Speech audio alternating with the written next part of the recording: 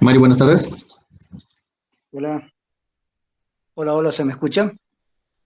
Sí, se te escucha bien. Ya, Muy bien, ¿cómo están? Buenas tardes. Vamos a dar inicio a la clase de Psicología Fenomenológica 2, Grupo 2. Cedo la palabra al docente de la materia, licenciado Mario Bazaza. Adelante, Mario, por favor. bien.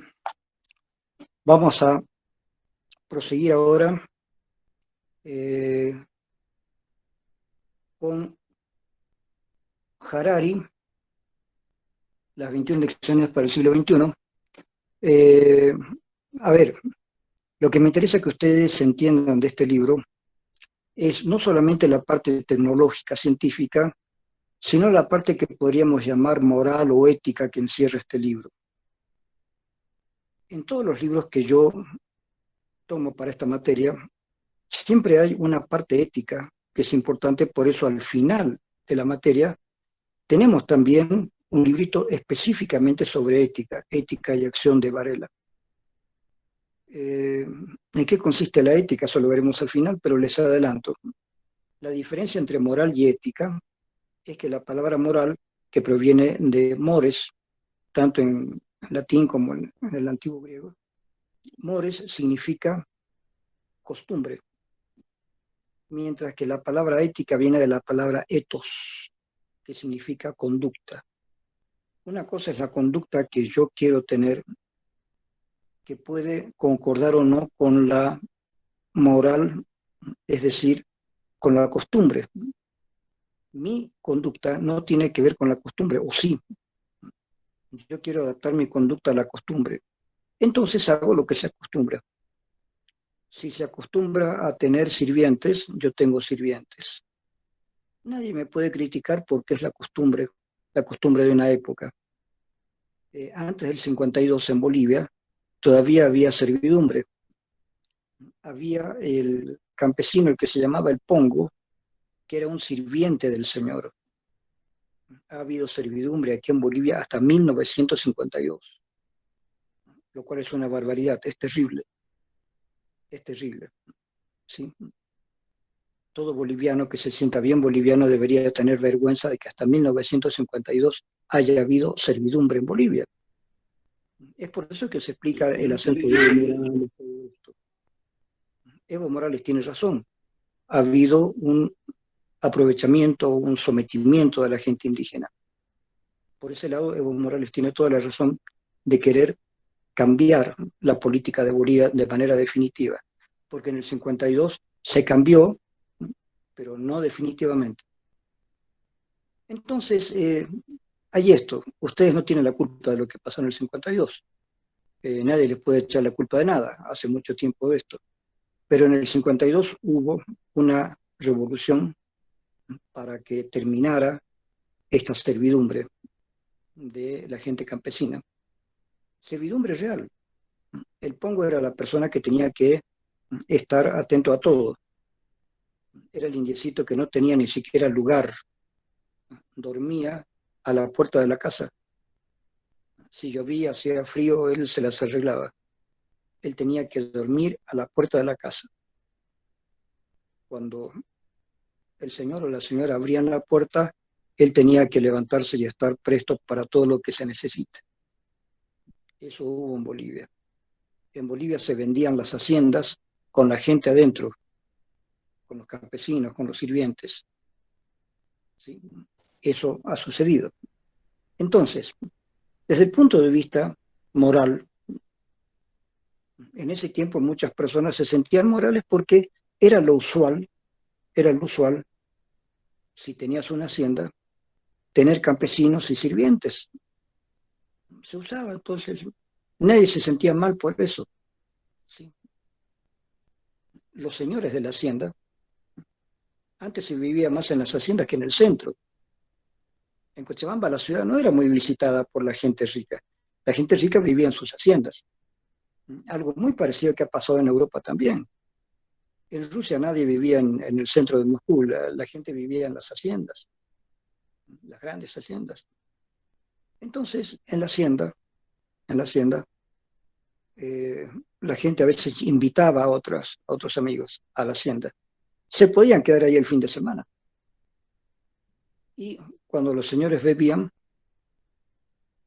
se iban a buscar a las hijas de los campesinos para tener relaciones sexuales con ellas. Y los campesinos no podían decir nada. Igual que en la Edad Media Europea. Eso ha pasado acá en Bolivia, en Perú, en Ecuador. ¿Se dan cuenta? Entonces, la indignación de la gente indígena es muy reciente. Yo nací en 1946. En 1952 yo ya tenía 6 años. Cuando yo tenía 6 años todavía había esclavitud en Bolivia. Entonces la bronca de la gente campesina de Bolivia es una bronca reciente, es una bronca que todavía tiene mucho para destilar, ¿se dan cuenta? Ahora, la gente de aquel entonces, de cuando yo era chico, acá en Bolivia, esa gente pensaba que eso era lo natural, que era el uso, era la costumbre, ¿sí? Tener indiecitos casi esclavos, emborracharse e ir a buscar a las cholitas para hacer el amor. Eh, Todo eso se ha hecho. Por eso en 1952, cuando hubo la rebelión campesina apoyada por el MNR o iniciada por el MNR, eh, hubieron muchos hechos crueles también. Hubieron campesinos que mataron a sus señores, mataron a los dueños de las haciendas. Fue grave y podría seguir siendo grave. Por eso, menos mal que se hizo la reforma agraria en 1952, donde se le repartieron tierras a los campesinos. Se hizo también en Rusia algo parecido. Eh, pero bueno, son cosas que han pasado. Ahora, éticamente, hablemos de la ética. León Tolstoy, escritor ruso, que hizo muchas grandes obras literarias, entre ellas La Guerra y la Paz, Ana Karenina, este escritor, que era dueño de una hacienda, él mismo, de su propia naturaleza, les entregó casi todas sus tierras a los campesinos que tenía. Él hizo una reforma agraria antes que se hiciera. Él regaló tierras a los campesinos, porque le pareció inmoral tener campesinos sirvientes. Finalmente en toda Rusia se hizo eso. Antes de Lenin, antes de Lenin ya se hizo una reforma agraria. Y el mismo Tolstoy dio gran parte de sus tierras a sus propios campesinos como dueños. Entonces, Tolstoy tenía actitudes éticas, surgía de él, nadie lo obligaba a hacerlo. Cuando una persona hace algo que considera bueno, porque él considera que hay que hacerlo así, sin que nadie lo obligue, estamos hablando ahí de ética. Si no, estamos hablando de moral. Las personas que están en un régimen de esclavitud y ellos están como dueños, como amos, no sienten que están haciendo algo malo porque todo el mundo lo hace. Es moral, es mores, es la costumbre. Entonces se puede ser moral y no ético. Y se puede ser ético y al mismo tiempo ir contra la moral de la sociedad, y eso acarrea problemas para la persona que quiere tener una actitud ética. Mahatma Gandhi tuvo una actitud ética. Él dijo, no señor, ustedes ingleses están eh, sobrepasando ya todo lo que nosotros podemos soportar en la India, se tiene que ir. Pero él no quería hacer guerras para matar a nadie. Él decía que estaba mal matar a alguien. Entonces hizo toda una resistencia pacífica, de no violencia. Asimismo, cuando ya se fueron los ingleses, Gandhi no pudo evitar una guerra civil, porque mientras tanto, en todo ese tiempo que estuvieron los ingleses, crecieron mucho los musulmanes dentro de la India, y los musulmanes querían también dirigir la India. Y la gente de la India dijo, no, ustedes son musulmanes, acá son las religiones de la India las que tienen que predominar, no ustedes. Y se armó una especie de guerra civil, fue cruento. Pasó eso y Después de eso, cuando Gandhi ya por fin vio que podía venir algo de paz, lo mataron, lo mató un fanático de una de las muchas sectas fanáticas que hay en la India. Eh, bueno, también el problema de la gente africana en Estados Unidos, los afroamericanos, ¿no es cierto? ¿Cuántas luchas tuvieron que hacer los afroamericanos y todavía hay racismo? Pero la gente que era racista, que tenía esclavos en Estados Unidos, pensaba que eso estaba bien y actuaban moralmente, eran morales, tenían sus esclavos negros, africanos, y ellos eran morales. Era la moral, la costumbre de la época. No estaba mal tener esclavos, todo el mundo los tenía, muy bien. Pero hubo una parte de Estados Unidos que dijo, no, no está bien. Y Abraham Lincoln inició una guerra que, esa guerra interna era también por asunto de tierras, de la industria que se quería imponer por encima de la agricultura, etcétera, etcétera, etcétera. También el MNR intentó algo así, querían terminar con la pura agricultura e iniciar una era industrial. No, no, no se logró. En Estados Unidos sí se logró, los industriales vencieron a los agricultores, especialmente aquellos que querían vivir solamente del algodón y de la esclavitud, ¿no es cierto?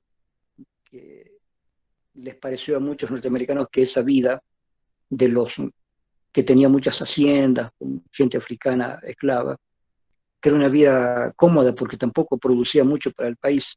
Entonces hubo esa guerra civil en la que ganó Abraham Lincoln y le dieron libertad a los afroamericanos. Pero ese problema no terminó ahí, todavía continúa.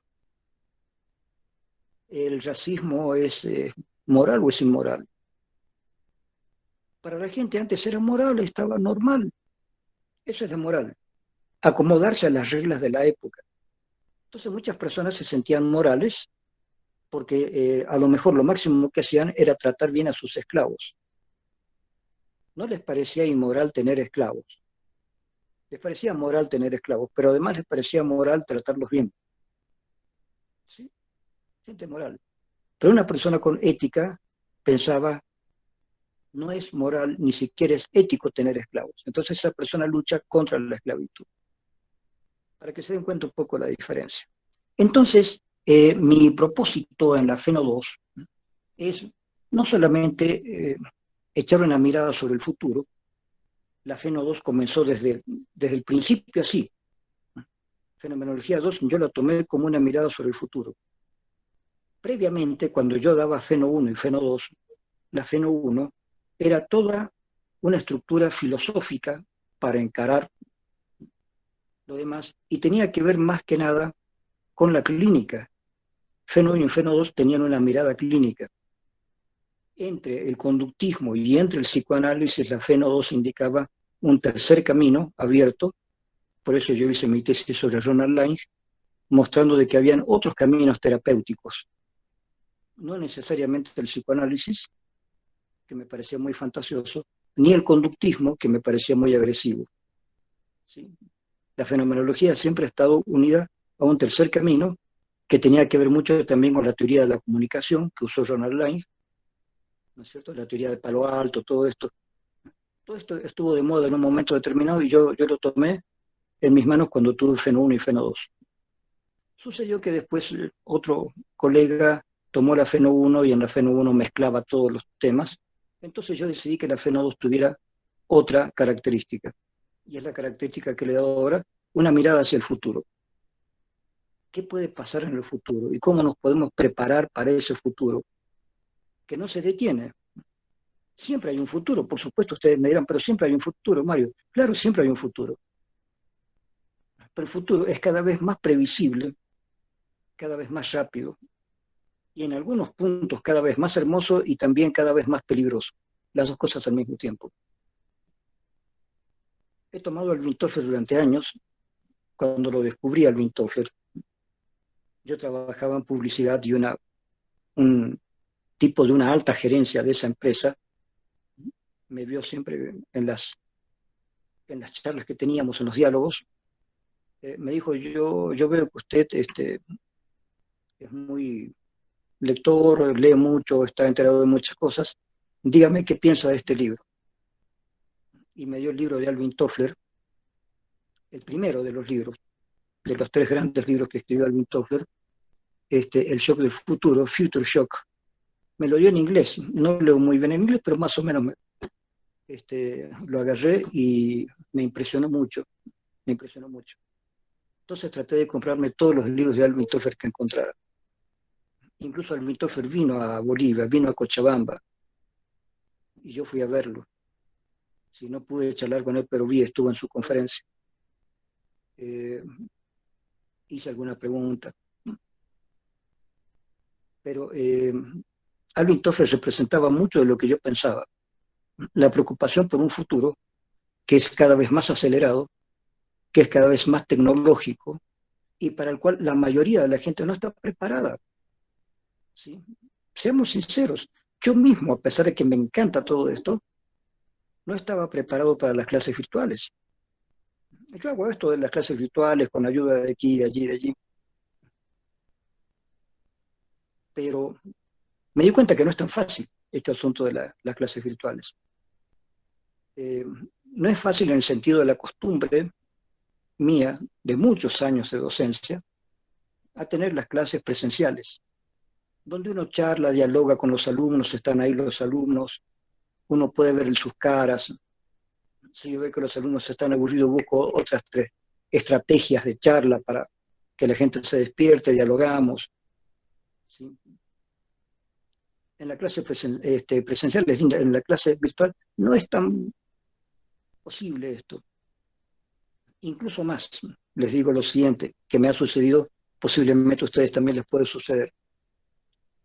En la virtualidad, aunque ustedes me vean, aunque yo pudiera verlos, aunque yo hable con personas amigas o con parientes, viéndonos, viéndonos, se escapa, se escapa la actitud corporal. La actitud corporal nos llega a nosotros y ayuda al diálogo.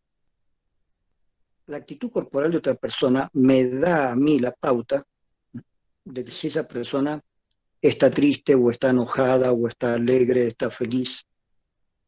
Pero eso es en la presencialidad. En la no presencialidad, si hablamos por teléfono o si hablamos directamente ya con la persona, la vemos a través del internet, no podemos sentir esa presencialidad. Hay algo así como si dijéramos las vibras, ¿no? Como cuando decimos mala vibra, buena vibra. Esa vibración personal no es fácil sentirla a través de la virtualidad. Y a veces nos equivocamos. Y mucho más cuando estamos simplemente escribiendo. Claro, nos ayudamos con emoticones como para... Fíjense, los emoticones se han creado justamente porque pueden haber muchos malentendidos a través de las frases. Yo he tenido ese problema a veces. Me gusta ser muy, muy chistoso, o sea, me gusta el humor, ¿sí? Alguna vez les he mencionado que yo he sido uno de los primeros libretistas de shows acá, cuando hubo el show de Tralala. A partir del espectáculo número 12 o 15 por ahí, yo ya fui libretista de Tralala. No me nombraron, por eso al final me enojé, me fui. Eh, Después fui libretista de uno de los miembros de Tralala, porque él se salió e hicimos un show. Pero siempre he estado atento a todo lo que es humor. A mí me gusta mucho el humor. Si a ustedes les gusta el humor, alguna vez habrán visto a un grupo argentino que se llama Lelutier, eh, que ellos han hecho mucho humor muy inteligente. En Argentina ha habido muchas revistas de humor, programas de radio, programas de televisión. El humor ha sido muy extendido en Argentina en muchos sentidos. Se acostumbra en Argentina a hacer el chiste al otro, a acostumbrarse al humor. Y a veces, cuando yo escribo a mis colegas o participo de algunos grupos, por él lanzo chistes que en algunos momentos son mal interpretados y hay gente que se enoja conmigo. Y tengo que estar dando explicaciones. O tengo que estar usando emoticones como para que vean que lo que estoy diciendo está en broma, digamos. No va en serio, no va a plantear una ofensa a la otra persona. No va por ahí. A mí no me gusta ofender a nadie. Pero me gusta el chiste, me gusta el humor. Y me siento un poco triste cuando la otra persona no entiende o malentiende, o la otra persona se encierra en su mal humor o en su tristeza y no quiere participar de un momento un poco de alegría, de cambio de emoción. Eh, entonces, sí, hemos comprobado que a menos que sea muy elaborado, eh, el humor, por ejemplo, no es fácil transmitirlo virtualmente.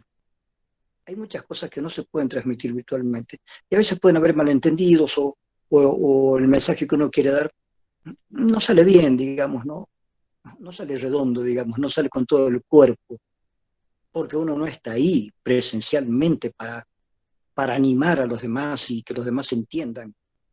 En mi movimiento corporal, cuando yo me siento enojado, triste, emocionado, alegre, chistoso, ¿se dan cuenta?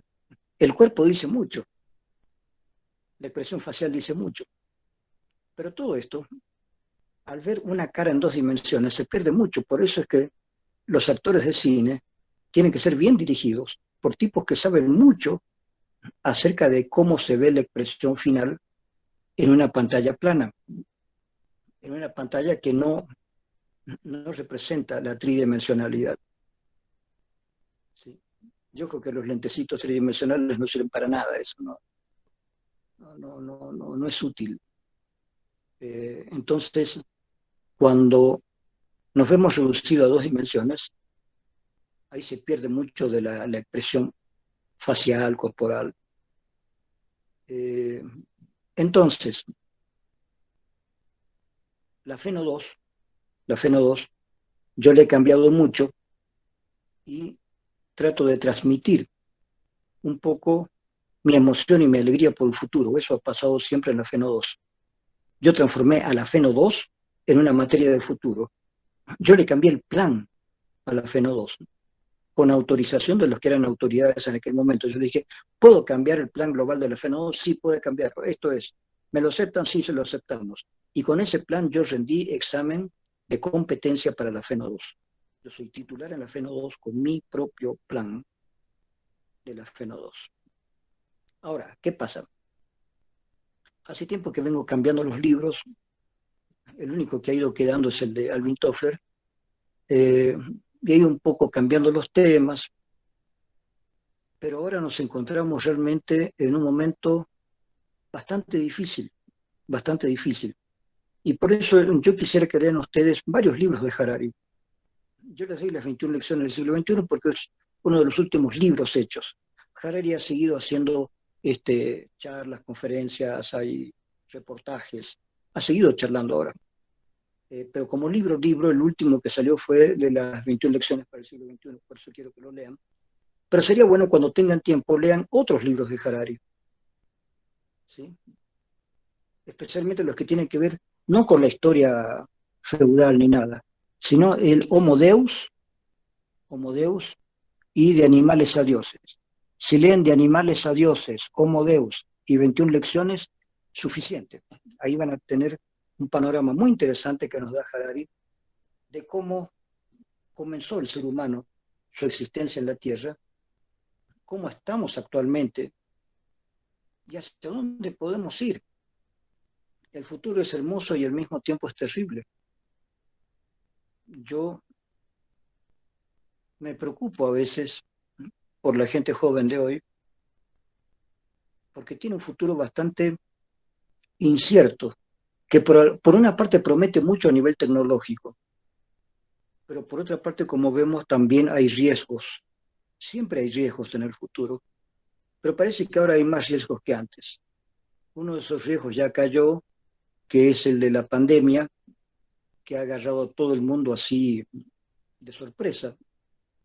Y todavía estamos reaccionando, todavía estamos buscando vacunas, bla, bla, bla, bla. Yo ya me he vacunado, me han dado las 2 dosis de vacuna china.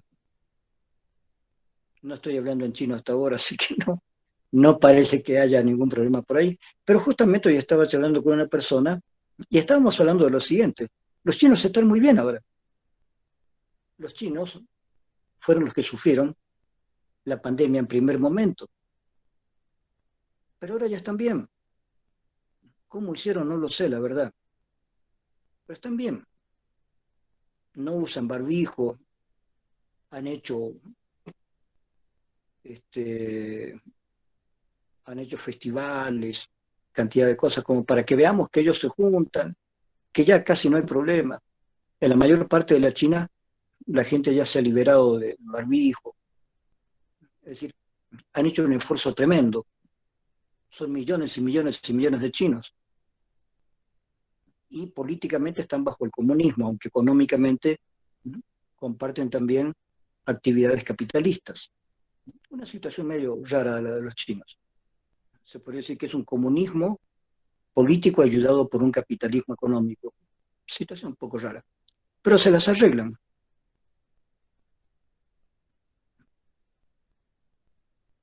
Son miles de millones de chinos.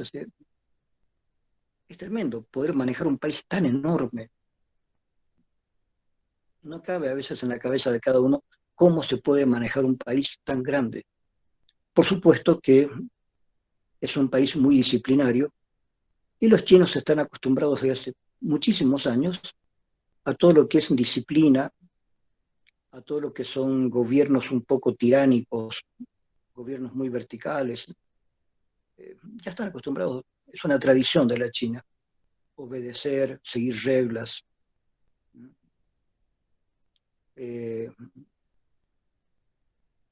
Confucio lo que hizo fue establecer reglas. Todos los grandes líderes chinos han tenido mucho cuidado en esto de establecer reglas claras. Eh, Aun cuando entró el comunismo con Mao Zedong, hubieron reglas también duras. Pero en este momento, los chinos que fueron los primeros atacados por este virus, ahora están bien. Y el resto de los países, en muchos de los países, están cada vez peor. ¿No es cierto? Hay un segundo virus en Brasil, que lo tenemos ahí al lado. Tenemos un tremendo problema. Ha habido un segundo virus en Inglaterra. Entonces la cosa no está tan fácil. Pero los chinos están bien. No sabemos si hubo un segundo virus, si ellos lo pararon, si ellos lo evitaron. No sabemos muy bien cómo están trabajando los chinos. Sabemos muy bien cómo trabajan otros países. Sé que en algunos países, en Bélgica, por ejemplo, Bélgica está un poco al centro de Europa. Si alguno de ustedes conoce Bélgica, sabe de qué estoy hablando. Bélgica está más al centro de Europa. En Bélgica, ahora, chicos, en este momento, ya nadie quiere usar barbijo, ya nadie quiere hacer cuarentena. La gente se ha revelado un poco. ¿Por qué se ha revelado? Porque la gente dice, hay algo malo en la información. No creemos en este virus, no creemos que se propague de esa manera como dicen. Hay algo raro con respecto a esto. No le vamos a tirar pelota a tanta prohibición de esto, de esto, de esto, de esto. Son macanas. Nos vamos a juntar y vamos a estar al aire libre y no queremos barbijo. ¿Qué pasará? No sé, chicos. No sé si de pronto en las próximas semanas escucharemos que en Bruselas han aumentado los casos o no. ¿Sí? Es un poco como si los belgas hubieran dicho, bueno, nos disparamos y vamos a ver qué pasa. Si no pasa nada, los belgas demostrarán que hay muchas precauciones que están de más. Pero si de pronto Bélgica tiene el más alto porcentaje mundial de enfermos, ahí veremos que los belgas se equivocaron, que tenían nomás que tomar precauciones, que no es votar las cosas así nomás. Estamos en una posición difícil en la que no podemos pronosticar lo que va a pasar.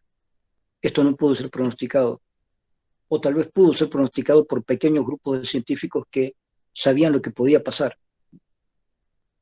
Siempre hay pequeños grupos de personas que parece que saben lo que puede pasar, pero muchas de esas cosas no salen en publicidad. Sin embargo, y a pesar de eso, yo tengo mucha fe en el futuro, porque pienso que el futuro cada vez puede ser mejor. Todavía sigo con el optimismo inicial de la FENO 2. Y, por supuesto, ese optimismo está basado en la historia misma. Si estuviéramos en la Edad Media, caramba, como que sería difícil ser positivo con respecto al futuro. En la Edad Media, por lo menos en los primeros 500 años de la Edad Media, no hubo cambios grandes en nada. Tuvo que esperar a finales de la Edad Media, el Renacimiento, que empezara algo. Un Leonardo da Vinci que se imaginó que podía haber esto y esto y esto y esto y esto y esto y esto.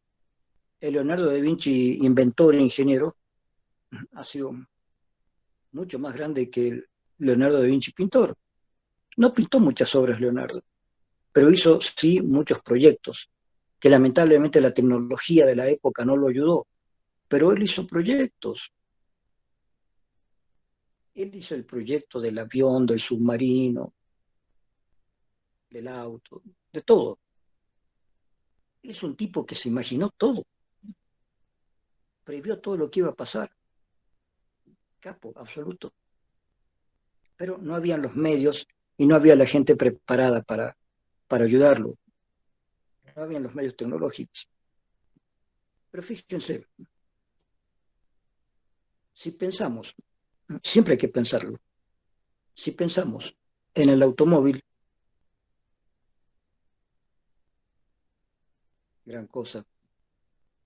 Si pensamos en la electricidad,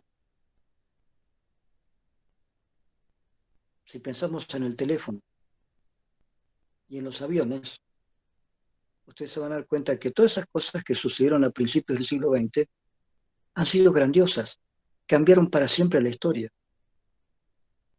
Muchas veces digo, me da la impresión de que muchos jóvenes son un poco estúpidos porque no tienen idea del mundo en que están viviendo. A ver, imaginémonos 4 o 5 abuelos atrás, si multiplicamos la edad, sumamos la edad de los abuelos, digamos, ¿no? Digamos que un abuelo muere a los 80 años, ¿sí? Entonces, sumemos la edad de varios abuelos de 80 años, 80, 80, 80, 80. ¿Mm? 3 abuelos, 80 años, 80 años, 80 años, 240 años atrás. No es mucho. 3 abuelos atrás, no es mucho.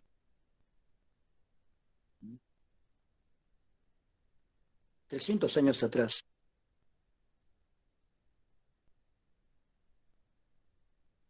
no había auto. La gente tenía que andar a caballo. O encima del caballo, o en un carro jalado por un caballo. O 2 caballos, o 4 caballos. No había otra. No se podía disponer de otra clase de vehículo. No todo estaba pavimentado. Las mejores calles eran con piedras. De manera que tenían que ser muy mullidos los carros adentro para personas muy especiales que pudieran viajar en esos carros, porque el resto de la población tenía que andar a pie, o si conseguían un caballo, o en un burro, o en lo que puedan. No existían los autos. La gente se tenía que comunicar boca a boca, o cartas por alguien mensajero que llevara la carta. No existía el teléfono, no existía la electricidad. La gente se alumbraba con velas, o muchas velas. Los que eran ricos tenían lámparas con muchas velas. Entonces la cantidad de velas alumbraba mejor el lugar. Entonces una persona rica tenía más velas, tenía más cosas para tener más iluminación.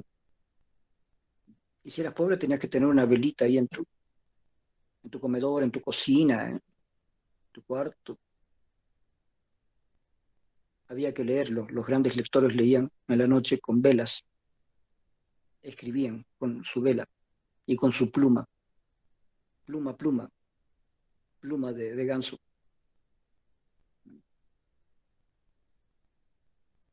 Así se vivía. No había avión. Los viajes más largos había que hacerlos por barco, para ir de un país a otro, siempre y cuando el barco fuera por ese lado, si no había que hacer viajes a caballo, en carreta, larguísimos. No existía el auto, no existían los aviones, no había electricidad, no había teléfonos. Ese era el mundo, que se vive hasta no hace mucho, si no hace mucho que nosotros estamos en un mundo más cómodo. ¿Sí? El siglo XX ha sido el siglo fabuloso donde todo cambió. A fines del siglo XIX, mediados y fines del siglo XIX, recién empezaron estas cosas. A ver, no hace mucho que estuvo por acá Bolívar. No hace mucho, hace poco que estuvo Bolívar. Unos 3 abuelos atrás, 4 abuelos atrás, estuvo Bolívar por acá. Y Bolívar hizo todo lo que hizo a caballo, desde Venezuela hasta este lugar que se llamó Bolivia, hasta el Alto Perú que llamaron Bolivia. A caballo, todo ese lugar, peleando. Y otra vez de vuelta, a caballo. Bueno, hay que tener espíritu para eso, ¿no? Hay que tener cuerpo, tener físico. En aquel tiempo todo era a caballo o en barco, no había otra. Entonces, y antes de eso, los incas no tenían caballo. Han habido lugares donde no se conoció el caballo durante mucho tiempo, todo era a pie, corriendo. ¿Sí? Pensamos que tal vez pueden haber usado las llamas, no sé, pero no había cómo hacer las cosas, había que hacerlo todo a pie, a pulso. ¿Mm? Grandiosos también todas las personas antiguas, ¿no? Pero qué vida dura, qué vida dura. Y el siglo XX cambió todo. El siglo XX cambió absolutamente todo. Pero no solamente cambió todo, sino que ha dado la esperanza de que todo siga cambiando. La FENO 2 se inscribe ahí. Todo sigue cambiando. La pregunta es ¿hasta cuándo y hasta dónde? ¿Y qué implican esos cambios? De eso se trata mi materia, la FENO 2. Estamos en un mundo permanentemente en cambio, especialmente desde el siglo XX. Estamos en el siglo XXI. Siguen los cambios. La pregunta es ¿hasta cuándo los cambios? ¿Y cuál es el fin de los cambios? ¿Y qué es lo que producen los cambios? ¿Vamos a ser mejores por esos cambios? ¿Vamos a vivir mejor? ¿Vivimos mejor ahora? La respuesta es sí. Por supuesto que sí vivimos mejor, en muchos sentidos. Hay injusticias. No todo el mundo vive mejor. No todo el mundo ha tenido acceso a las grandes cosas del siglo XX y del siglo XXI. Sin embargo, se va procurando que el acceso sea cada vez mayor. ¿Por qué? Por una cosa muy sencilla. El capitalismo quiere ganar. Entonces, ¿para qué fabricarían celulares si no es para venderlos? Pero caramba, si yo vendo celulares, quiero vender a todo el mundo celulares. Mientras más celulares venda, más voy a ganar. Y mientras más perfeccione los celulares, más voy a ganar. Voy a decir, nietos, este celular es mejor que el otro. Yo he visto la aparición de los primeros celulares y los cambios hasta el celular que estoy usando ahora. Increíble.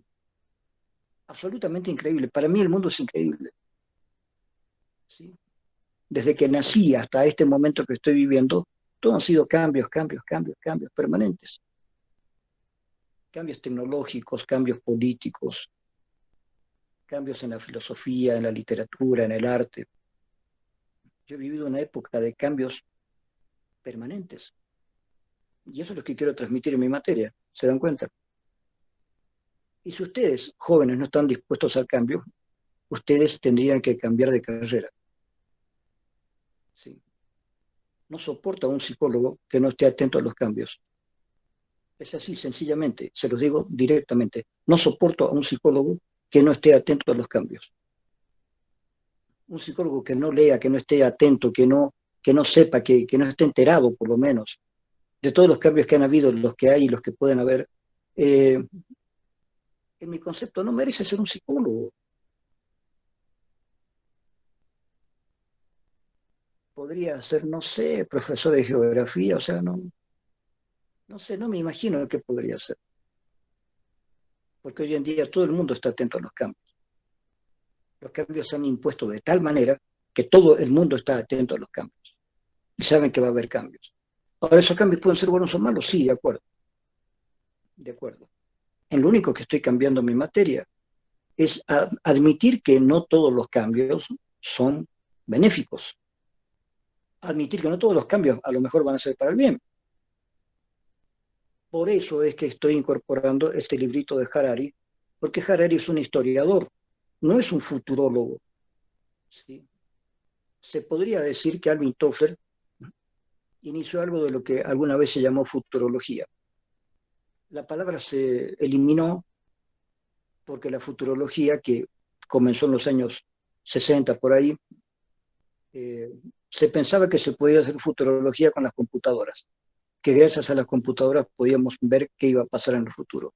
Se demostró que no podía ser así. Así que la futurología desapareció.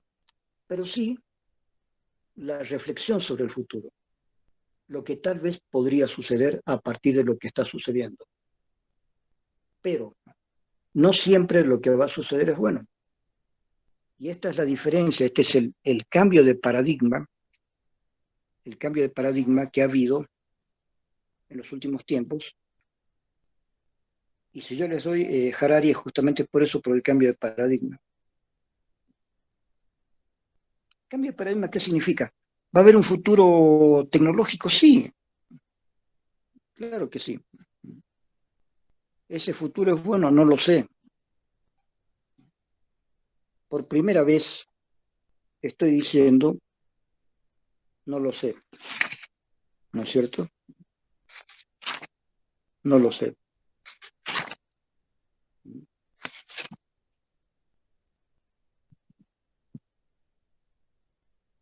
Cualquiera de los capítulos que ustedes se encuentren acá les va a enseñar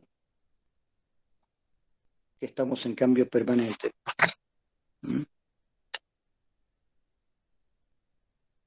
A ver, la vida no es un relato.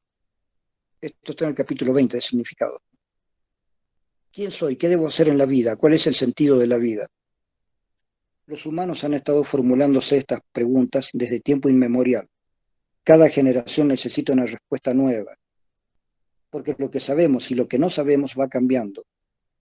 Dado todo lo que sabemos y lo que no sabemos de la ciencia, de Dios, de la política y de la religión, ¿cuál es la mejor respuesta en la actualidad? ¿Qué tipo de respuesta espera la gente? En casi todos los casos, cuando la gente pregunta por el sentido de la vida, espera que se le cuente un relato. Homo sapiens es un animal que cuenta relatos, que piensa en relatos más que en números o en gráficos, y que cree que su propio universo funciona como un relato, lleno de héroes y villanos, conflictos y resoluciones, momentos culminantes y finales felices. Cuando buscamos el sentido de la vida, queremos un relato que explique de qué va la realidad y cuál es mi papel concreto en el drama cósmico.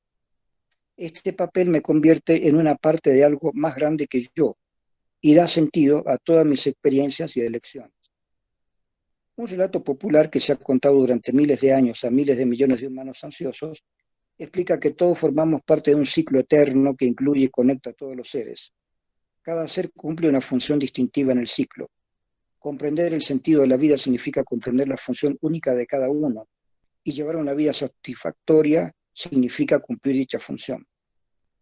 La epopeya hindú del Bhagavad Gita relata cómo, en mitad de una devastadora guerra civil, al gran príncipe guerrero Arjuna lo consumen las dudas.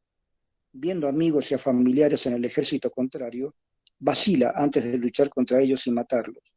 Empieza a preguntarse qué son el bien y el mal, quién decidió que así fuera y cuál es el propósito de la vida humana.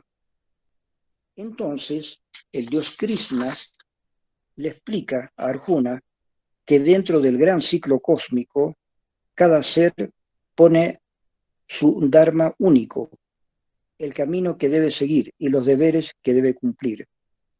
Si realizas tu dharma, por difícil que sea el camino, gozarás de paz mental y te liberarás de todas las dudas. Si rehusas seguir tu dharma e intentas seguir el camino de alguna otra persona, o vagar sin tomar ningún camino, perturbarás el equilibrio cósmico y nunca encontrarás paz ni alegría. Da igual cuál sea tu camino concreto mientras lo sigas. Una lavandera que sigue devotamente el camino de la bandera es muy superior a un príncipe que se aparta del camino del príncipe. Al haber entendido el sentido de la vida, Arjuna se dedica a seguir su dharma como guerrero. Mata a sus amigos y parientes, conduce a su ejército a la victoria y se convierte en uno de los héroes más estimados y amados del mundo hindú. Ahora, la epopeya de 1994 de Disney, El Rey León, se reinventó este relato antiguo para audiencias modernas, donde el joven león Simba interpreta el papel de Arjuna. Cuando Simba quiere conocer el sentido de la existencia, su padre, el rey león Mufasa, le cuenta el gran círculo de la vida. Mufasa explica que los antílopes comen hierba, los leones se comen a los antílopes, y cuando los leones mueren, su cuerpo se descompone y alimenta a la hierba. Así es como la vida continúa de generación en generación, siempre que cada animal desempeñe su papel en el drama. Todo está conectado y cada cual depende de los demás, de manera que si tan solo una hoja de hierba dejara de cumplir su misión, todo el círculo de la vida podría deshacerse. La misión de Simba, dice Mufasa, es gobernar el reino de los leones, después de la muerte de Mufasa, y mantener en orden a los demás animales. Sin embargo, cuando Mufasa muere prematuramente asesinado por su malvado hermano Scar, el joven Simba se siente responsable de la catástrofe y, atormentado por la culpa, abandona el reino del león, rehúye su destino real y se pierde en la tierra salvaje. Allí encuentra a otros dos parias, una suricata y un facóquero, y juntos pasan unos años despreocupados, fuera del camino trillado. Su filosofía antisocial implica que a cada problema responden cantando Hakuna Matata, no te preocupes. Pero Simba no puede escapar a su dharma.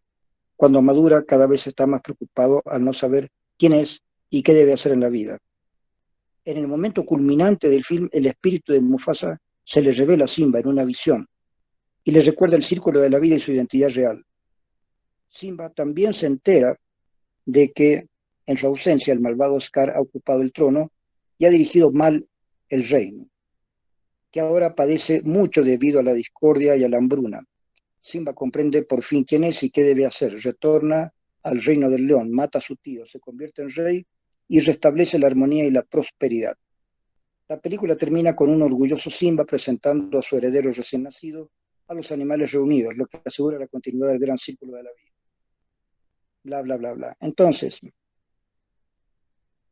muchas religiones e ideologías creen en un drama cósmico lineal que tiene un principio definido, una parte intermedia no muy larga y un final definitivo. Entonces, según los musulmanes, según esto, todos tienen narraciones. Todos tienen narraciones. Todas las culturas tienen narraciones. Ahora, ¿tenemos que creer en esas narraciones? El comunismo cuenta un relato análogo, pero se centra en la clase y no en la etnicidad. El manifiesto comunista empieza proclamando, escuchen bien, la historia de toda sociedad hasta nuestros días no ha sido sino la historia de las luchas de clases. Hombres libres y esclavos, patricios y plebeyos, nobles y siervos, maestros y oficiales, en una palabra, opresores y oprimidos, en lucha constante mantuvieron una guerra interrumpida, ya abierta, ya velada, una guerra que termina siempre bien por una transformación revolucionaria de la sociedad, bien por la destrucción de las dos clases antagónicas. El manifiesto sigue explicando que en la época moderna de la sociedad en su conjunto se divide cada vez más en dos grandes campos hostiles, en dos grandes clases enemigas, la burguesía y el proletariado. Su lucha terminará con la victoria del proletariado, bla, bla, bla, bla. Eso señalará el fin de la historia y el establecimiento del paraíso comunista en la tierra, donde nadie poseerá nada y todos serán completamente libres y felices. Si creo en este relato comunista, llego a la conclusión de que la misión de mi vida es acelerar la revolución global, escribiendo feroces panfletos, organizando huelgas y manifestaciones, o quizá asesinando a capitalistas codiciosos y luchando contra sus lacayos. El relato confiere significado incluso a los gestos más nimios, como boicotear una marca que explota a los trabajadores textiles en Bangladesh, o discutir con el cerdo capitalista de mi suegro durante la comida de Navidad. Cuando considero toda la gama de relatos que buscan definir mi verdadera identidad y dar sentido a mis actos, me sorprende percatarme de que la escala significa muy poco. Algunos relatos, como El círculo de la vida de Simba, parecen extenderse hacia la eternidad. Solo ante el telón de fondo del universo puedo saber quién soy. Otros relatos, como la mayoría de los mitos nacionalistas y tribales, son poco convincentes en comparación. El sionismo considera sagradas las aventuras de alrededor del 0,2% de la humanidad y del 0,005% de la superficie de la Tierra durante una minúscula fracción de la duración total del tiempo.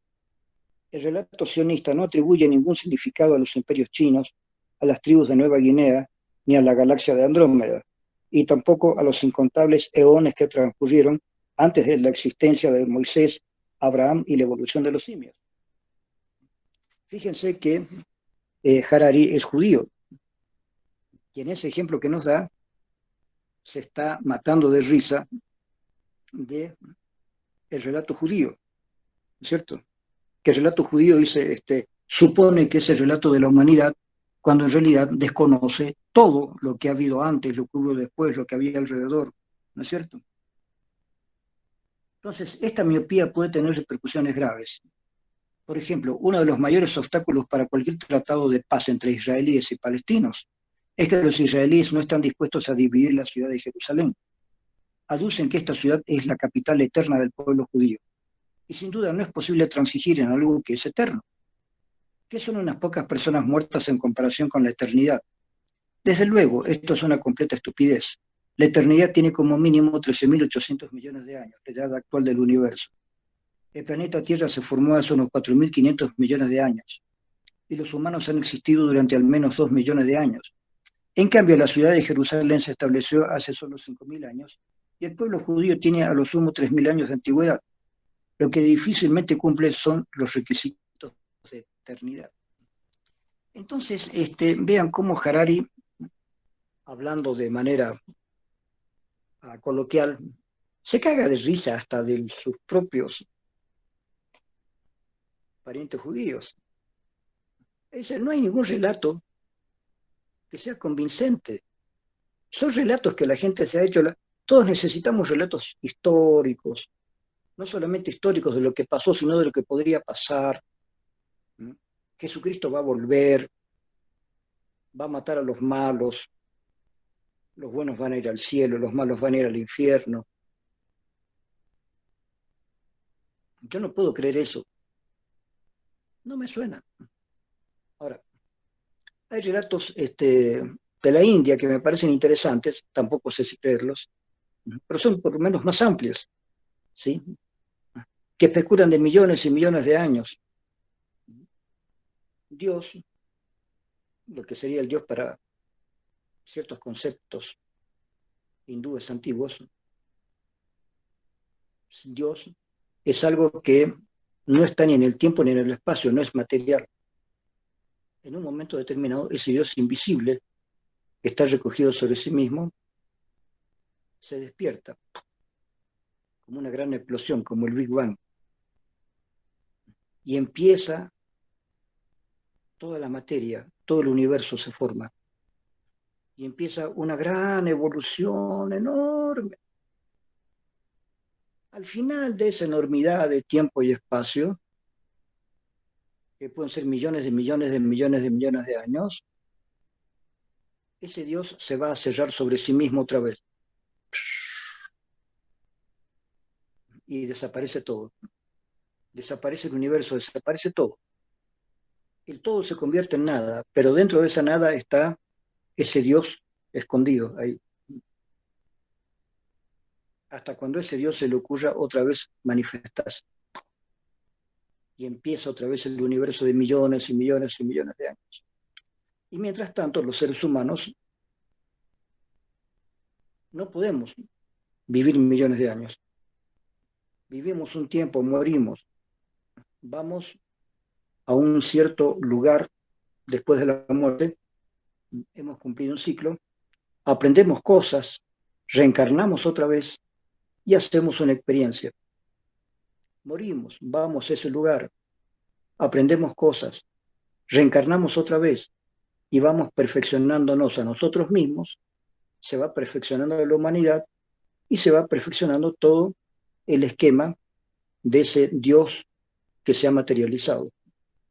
Nosotros somos parte de ese Dios, los libros que tengo acá son parte de ese Dios, el celular que tengo en mi mano es parte de ese Dios, la tierra en la cual estamos con todos los objetos, con todas las cosas que hay, con los millones de cosas que hay, es parte de ese Dios.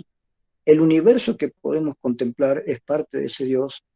El universo que todavía no podemos contemplar como la materia oscura es parte de ese Dios, etcétera, etcétera, etcétera, etcétera.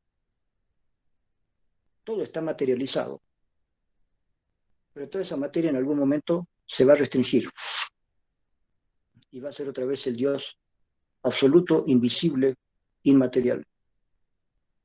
Y después de otros millones de años se abrirá otra vez. En eso cree gran parte de las doctrinas hindúes están más o menos en esa lógica. Entonces siempre hay alguna historia que contar acerca de cómo es el universo, cuál es el sentido de nuestra vida. Cada uno de nosotros es libre de elegir la historia que más le convenga. Pero en este momento sería muy interesante pensar, y cada vez es más importante pensar, que la historia depende de nosotros. No es que la historia pasa por encima de nosotros. Nosotros hacemos la historia. Ustedes que me están escuchando y yo que estoy hablando, somos responsables de lo que hacemos. Uno puede pensar, bueno, yo solito, ¿por qué voy a ser responsable de todo el resto de la humanidad? ¿Por qué me van a hacer a mí responsable de toda la mierda que hacen todos los demás? ¿Por qué yo solito voy a ser? No, no es así. Somos responsables todos de todo lo que sucede. Y sentirse responsable no es malo, es bueno porque uno puede chequear un sentido de la vida a partir de eso, de sentirse responsable de algo. Es bueno sentirse responsable de los hijos, de los amigos, de los alumnos, de los parientes, de las personas que no conocemos incluso. Por ejemplo, si nosotros tenemos una ciudad limpia, eso le ayuda a muchas personas aunque no las conozcamos. Fíjense, yo no quiero hacer críticas políticas, pero desgraciadamente, desde que el MAS subió al gobierno, a Cochabamba la dejaron olvidada.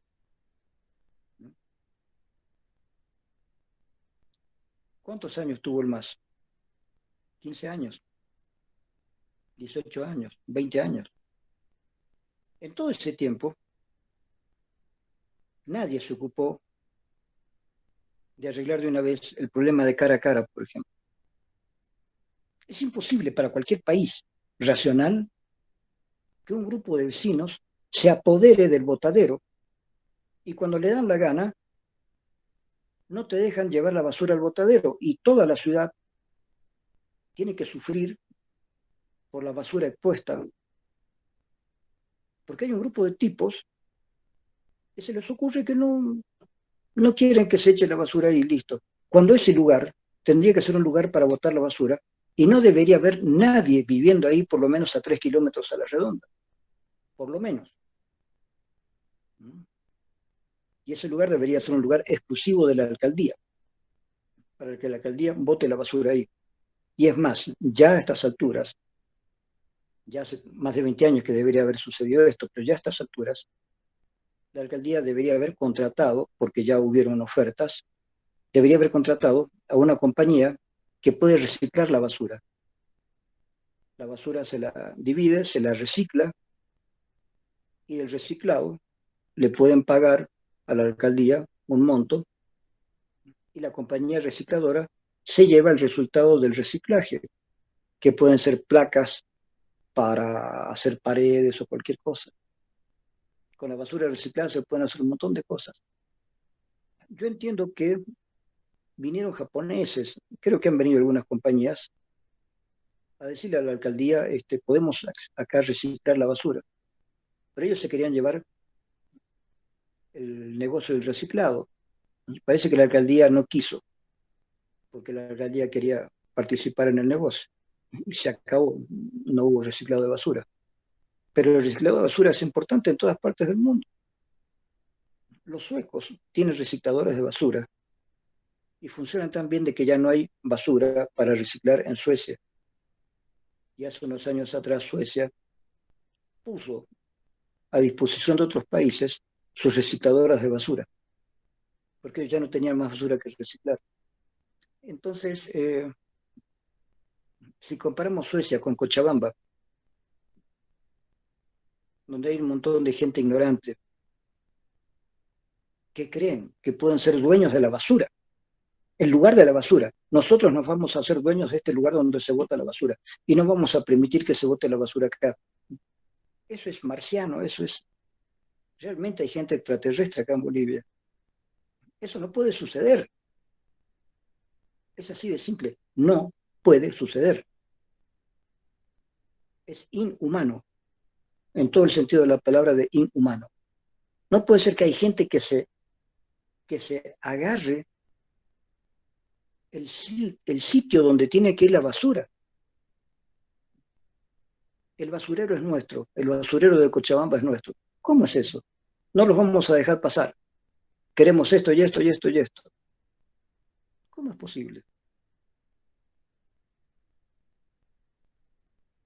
¿Cochabamba qué es? Es Marte, es Venus, o sea, pareciera que viviéramos en otro planeta en Cochabamba. Como les digo, desde que el MAS está en el gobierno, en Cochabamba, ha crecido el problema de la contaminación por cara a cara en el río Rocha, en la laguna Lalay, en muchos ambientes de la ciudad. Justamente en la Universidad de San Simón, la Universidad de San Simón está justamente en la zona más, más terriblemente llena de basura ambiental. Cuando uno ve desde lejos a Cochabamba, se ve una especie de humo café justamente sobre la zona de la universidad. Es una zona muy, muy contaminada, muy contaminada. Es decir, que cuando vuelvan las clases presenciales, todos vamos a ir a la universidad. Todos no, yo no porque me voy a jubilar, pero la gente va a ir a la universidad a oler la peor atmósfera de Cochabamba, ¿sí? Justamente en esa zona.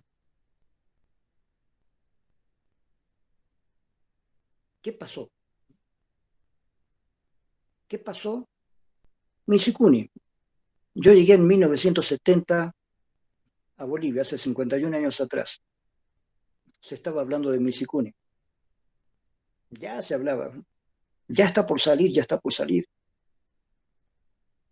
Mi padre, que era ingeniero, quiso contribuir a eso, quiso buscar gente que pusiera plata desde la Argentina para que se hiciera algo, pero acá no hubo ninguna contrapartida, ningún empresario de acá de Cochabamba quiso poner plata para que saliera de una vez lo de Misicuni. Finalmente salió lo de Misicuni, ya listo. ¿Dónde está el agua de Misicuni? No hay las cañerías desde Misicuni hasta acá. Y si llega la cañería acá, las cañerías de acá van a reventar porque ese mapa no ha instalado hasta el día de hoy un buen sistema de cañerías en Cochabamba. y si llega la presión del agua de Misipuni, las cañerías de acá revientan. Hace 20 años que esto se podría haber solucionado y no se soluciona. Por eso yo creo que el MAS es un mal gobierno, porque acá en Cochabamba el MAS no ha hecho nada, en la ciudad de Cochabamba. ¿Y por qué me parece importante? Porque la ciudad de Cochabamba es cada vez más populosa, cada vez. La gente del campo se está viniendo a la ciudad. La gente de otros lugares, gente de Oruro o gente de Potosí, hay gente de otros lugares que se está viniendo a Cochabamba. Entonces en Cochabamba hay mucha población. Por lo tanto, hay que atender también a la población que está acá, en el centro de Cochabamba. Sí hay que atender el campo. Por supuesto hay que atender el campo. Pero hay que atender también acá porque cada vez hay más gente. ¿Y qué pasa si hay más gente y hay más polución? Hay más suciedad en el ambiente, hay más suciedad en el aire, hay más suciedad en el agua del río, hay más suciedad en el agua de las lagunas, hay más suciedad en todas partes. ¿Cuál es el futuro de Cochabamba? ¿Sí? Que toda la gente vaya muriendo poco a poco por el aire malsano. Si ustedes charlan con los médicos del seguro universitario, si tienen algún médico amigo, los médicos del seguro universitario les tienen que decir la verdad. Cada vez muere más gente en Cochabamba por sus pulmones malos, por el aire viciado de Cochabamba. Cada vez menos gente aguanta las bronquitis, cada vez menos gente aguanta un simple resfrío. ¿Por qué? Porque los pulmones de los cochabambinos ya están viciados con el mal aire que hay en Cochabamba. Por eso mucha gente quiere irse a vivir cada vez más lejos del centro de Cochabamba. ¿Se dan cuenta? ¿Qué pasó? Que en los últimos 20 años no se hizo nada por Cochabamba. ¿Qué pasó? ¿Qué pasó con los gobernadores, con los alcaldes? No sé, habría que averiguar. Habría que averiguar de una manera sana, no culpabilizadora, pero sana. ¿Quiénes fueron los últimos gobernadores en los últimos 20 años? ¿Qué hicieron? ¿Quiénes fueron los últimos alcaldes en los últimos 20 años? ¿Qué hicieron? ¿Qué deberían haber hecho y qué no hicieron? ¿Qué hicieron las personas que trabajaban en la alcaldía? Los que estaban ahí en las organizaciones. ¿Qué hicieron? Claro. Entonces ahí viene la responsabilidad social. No hablo de revolución social, sino de responsabilidad social. No es necesario hacer una revolución social. Si hubiera responsabilidad social, sería suficiente. Con responsabilidad social se pueden arreglar muchas cosas. Responsabilidad compartida entre los que mandan y aquellas personas que obedecemos reglas. Está bien. Hay un gobernador, hay un alcalde, hay esto. Incluso hay representaciones, ¿no es cierto? No es que una persona tiránicamente pueda hacer las cosas. No, hay conjunto de personas que hacen todo. Hay votaciones y representaciones. Hay representantes. ¿Pero qué hicieron en todo este tiempo? Si Cochabamba está tan mal. ¿Por qué está tan mal Cochabamba?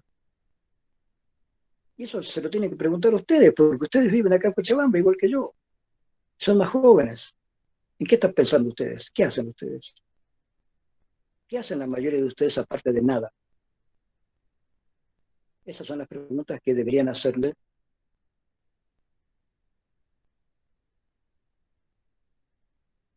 en una de las materias de la carrera de psicología. Porque también no puede ser solamente clínica. La bronca que yo tengo con algunos clínicos, especialmente psicoanalistas, es que se pierden en especulaciones así extraterrestres, así graves, cuando lo que hay que hacer es ser responsable social, por lo menos tener conciencia social. por lo menos tener conciencia social. Por eso yo doy Feno 2 y doy Psicología Social 1 y 2. Por eso. Porque no hay conciencia social. Cochabamba está mal, chicos. Está muy mal. Y a veces me pesa tener que hablar del futuro cuando el presente está tan mal. ¿Cómo ustedes van a recibir mis clases sobre el futuro de la humanidad cuando el presente de Cochabamba está tan mal? ¿No es cierto? Tuvimos un pasado que parecía que iba mejorando Cochabamba, con muchas discusiones, pero parecía que Cochabamba podía ir mejorando. Mejorar las áreas verdes, responsabilidad sobre el río Rocha, responsabilidad sobre la laguna Lalay, responsabilidad sobre los botaderos de basura. Es decir, que todo esto funcione bien, que haya aire más limpio, que no se queme como se ha venido quemando muchas veces, y a veces a propósito, ¿sí? Todas las áreas verdes de Cochabamba, el Parque Tunari. El Parque Tunari se empezó a hacer justamente para darle más oxígeno a Cochabamba, porque Cochabamba está como en un hoyo, ¿no es cierto? Entonces, para darle más oxígeno a Cochabamba se hizo el Parque Tunari. Pero hay malas personas que van a quemar el Parque Tunari a propósito, para que hayan terrenos que se puedan vender y que la gente pueda hacer casas en esos terrenos. Les acabo de decir que cada vez hay más gente en Cochabamba, entonces construyen más casas. Pero si se construyen más edificios en Cochabamba, ¿qué significa, chicos? A ver, piensen por favor. Cochabamba es un hoyo y hay cada vez más edificios, entonces hay cada vez menos oxígeno. Y el poco oxígeno que hay lo friegan los autos que hay en demasía en Cochabamba. Nadie pone ningún término a esto. Hay cada vez más autos. Y por más último que sea el auto, por más nuevo que sea el auto, siempre bota micropartículas que tienen, aparte de plomo, tienen muchas otras cosas que son terribles, terribles, que uno las aspira sin querer y que te friegan los pulmones, incluso la piel, incluso los ojos. La gente no sabe, no se da cuenta, o la gente que sabe no lo dice. Yo he trabajado con muchas personas que han hecho investigaciones sobre esto. No estoy hablando de memoria, son investigaciones que se han hecho. Se sabe que eso está pasando en Cochabamba. Habría que decir, por favor, que no entren más vehículos a Cochabamba, ya basta. Se prohíbe comprar más autos en Cochabamba durante 5 años por lo menos, hasta que mejoremos el ambiente de Cochabamba. Nadie lo hace. Se prohíbe que hayan industrias que boten sus residuos en el río Rocha. Nadie lo hace. Etcétera, etcétera, etcétera, etcétera. Entonces, yo quiero darles una clase sobre esto para que ustedes entiendan que yo no estoy hablando de cosas estratosféricas, así, ¿no es cierto? El Barraza que habla del futuro, el Barraza que habla de la humanidad, del futuro. No, hablemos también de Cochabamba, hablemos de lo que estamos haciendo acá. ¿Qué futuro nos espera a nosotros? ¿Cuál es la idea de futuro que tenemos acá en Cochabamba? No hablemos de la humanidad. No, tranquilos. Leamos a Harari y después veamos Cochabamba. ¿Cómo se está preparando Cochabamba para el gran futuro que ya está viniendo? ¿Sí? Se supone que Bolivia tiene un satélite y gracias a ese satélite íbamos a poder tener mejores conexiones de Internet. Yo no sé el destino del satélite, no sé por dónde andará el maldito satélite, no sé. Pero sé que de pronto llegó el COVID y todo el mundo tuvo que usar Internet para las clases presenciales. Y ahí nos enteramos de que el Internet funcionaba mal. ¿Por qué funciona mal el Internet? Porque no tenemos realmente, es mentira de que tengamos un excelente satélite dando vueltas por ahí, dándonos posibilidades de conectarnos bien. No sé qué pasó con el satélite. No digo que el satélite no sirvió. Digo que no sé, habría que averiguar qué pasó con el satélite, porque tan buena conexión no tenemos. ¿Sí? Entonces, en esta clase yo quiero que ustedes vean que no quiero irme a la estratosfera, no quiero irme fuera de la realidad. Estamos estudiando la realidad del mundo, pero Cochabamba está dentro de Bolivia y Bolivia está dentro del mundo.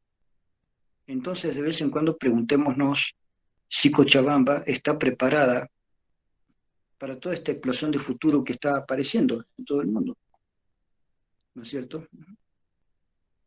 Deberíamos preguntarnos, si Japón está preparado para el futuro, ¿por qué no Bolivia? Si China está preparada para el futuro, y ya lo estamos viendo, ¿por qué no Bolivia? Si Australia, si Canadá, si Bélgica o si Noruega, aparte de algunas ciudades de Estados Unidos y de Canadá, están preparadas para el futuro, ¿por qué no Bolivia? ¿No es cierto? Entonces, de vez en cuando hay que preguntarse también, en la realidad concreta que estamos viviendo, qué nos está llegando y cómo nos está llegando. ¿Cómo nos llega hasta este futuro?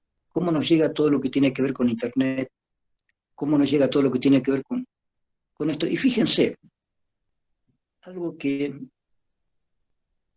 no sé cómo explicarlo esto, no sé cómo explicarlo, pero desde que yo llegué a Bolivia he visto que muchos bolivianos tenían una especie de complejo de inferioridad. Como que no, el boliviano no puede, el boliviano no es capaz, esas cosas nunca van a llegar, bla, bla, bla, bla. Me acuerdo que una vez discutí con una persona, amiga mía, de acá de la facultad, no hay necesidad de decir los nombres, pero esta persona me decía, no, flaco, eso nunca va a llegar a Bolivia. Hablábamos de cuestiones de internet, todo, y yo le dije, boludo, eso va a llegar a Bolivia, o tú crees que Bolivia está fuera del universo. ¿Tú qué te crees, que Bolivia es otro planeta? ¿O qué? No, todo lo que tenga que ver con el desarrollo cibernético va a llegar a Bolivia. Y ya llegó. Ustedes y yo estamos utilizando aparatología del siglo XXI. Estamos utilizando nosotros aparatología de Internet, muy modificada, cada vez más precisa, cada vez más interesante. Tecnología que sus papás y sus abuelos no se la imaginaban en los años 1960, 70, 80. Se podía pensar en muchas cosas, pero nunca se pensó en lo que realmente sucedió. Y lo que realmente sucedió es más interesante, como lo explica Bilinkis. Cuando ustedes leen el libro de Bilinkis, dice, Bilinkis es impresionante cómo, aun cuando empezó la época de las computadoras, nunca se imaginaron que las computadoras se iban a perfeccionar tanto, que se iban a hacer cada vez más pequeñas, más portátiles y mucho más poderosas que las de antes. Antes había máquinas enormes con una capacidad de memoria ínfima con respecto a la capacidad de memoria que puede tener un celular. Y la gente no se lo imaginó. Nadie lo vio venir. Y esta es una desgracia a veces para la humanidad, que no se ve cosas, ni las malas ni las buenas. La humanidad es muy lenta para pensar. Lo importante, por eso, para mí, es que la gente joven piense rápido. Ustedes que me están escuchando, los estudiantes, deben pensar rápido. Deben pensar rápido. No le hagan caso a las personas que los quieren meter en pelotudeces políticas o filosóficas raras. Deben pensar rápido. y deben pensar qué es lo que la humanidad está haciendo, qué es lo que va a hacer, qué es lo que puede hacer, y dónde pueden encajar ustedes ahí. ¿Cuál es el sitio de ustedes? Que no es necesariamente el sitio del Rey León. Ustedes tienen que ver cuál es el sitio en que ustedes se encajan en la historia. Y la historia va evolucionando cada vez más rápido. Y como decía Alvin Toffler, las personas que no estén dentro de la historia van a quedar fuera de la historia. Cuando apareció la imprenta y todo el mundo que sabía leer y escribir, junto con la imprenta, estuvieron felices porque por fin había libros en producción mayor. Y la gente que no sabía leer ni escribir, lamentablemente se quedó a un costado de la historia. Y ahora también, la gente que no está actualizada y que aprovecha todos los medios que tenemos para actualizarnos, se quedará a un costado de la historia. La historia le pasará por encima. Pero eso no les puede pasar a ustedes, estudiantes de psicología, no les puede pasar. No les puede pasar. Entonces no se metan en teorías raras, en cuestiones estúpidas, así que les hacen perder el tiempo. Listo, terminamos la clase. Como siempre, preguntas, háganlas por escrito y Luis y yo les vamos a responder por escrito. Gracias, chicos. Chau, chau. Hasta la siguiente clase, Gra- licenciado. Gracias. Gracias, licenciado. Buenas tardes.